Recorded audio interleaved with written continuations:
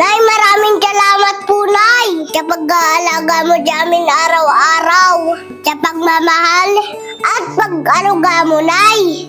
Nag-iitsa ka sa puso ko, Nay. Masaya po ako, ikaw nanay ko. Okay lang po sa akin, pangaralan mo po ako, Nay. Pagalitan mo po ako, sawayin mo po ako. Ipaalam mo po sa akin kung anong tama at mali. Dahil bata pa po ako, Nay. Kailangan sundin kita, Nay. Kasi ikaw po ang nakakaalam kung anong dapat para sa akin. Salamat sa sakripisyo mo sa amin, Nay.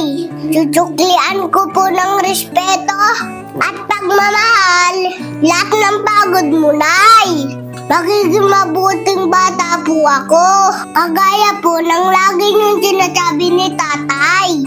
Mahal na mahal kita, Nay.